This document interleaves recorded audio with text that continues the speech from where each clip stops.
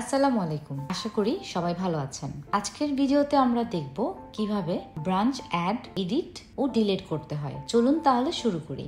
Branch তালিকা access করতে sidebar থেকে সেটিংস এর মধ্যে ব্রাঞ্চ তালিকাতে ক্লিক করুন। এই পেজে সব ব্রাঞ্চের নাম, ফোন নম্বর, ইমেল, ঠিকানা এবং স্ট্যাটাস দেখানো হয়। ব্রাঞ্চ যোগ করতে ব্রাঞ্চ তালিকা পেজের অ্যাড ব্রাঞ্চ বাটনে ক্লিক করুন। যদি আপনি সিলভার প্যাকেজ সাবস্ক্রাইব করেন তাহলে আপনি শুধু একটি ব্রাঞ্চের অ্যাক্সেস পাবেন, যা স্বয়ংক্রিয়ভাবে সেট হবে। যদি আপনি গোল্ড প্যাকেজ সাবস্ক্রাইব করেন তাহলে একটি ব্রাঞ্চ স্বয়ংক্রিয়ভাবে সেট হবে আর আপনি আরো 4টি ব্রাঞ্চ যোগ করতে পারবেন। ব্রাঞ্চ যোগ করার জন্য সব প্রয়োজনীয় তথ্য যেমন ব্রাঞ্চের নাম, ফোন নাম্বার, ইমেল, ঠিকানা এবং স্ট্যাটাস পূরণ করতে হবে। তথ্য প্রবেশ করার পর সাবমিট বাটনে ক্লিক করুন। যে কোনো ব্রাঞ্চের তথ্য পরিবর্তন করতে এডিট বাটনে ক্লিক করুন। ব্রাঞ্চের তথ্য এডিট করার পর আপডেট বাটনে ক্লিক করুন। কোনো ব্রাঞ্চ ডিলিট করার জন্য ডিলিট বাটনে ক্লিক করুন।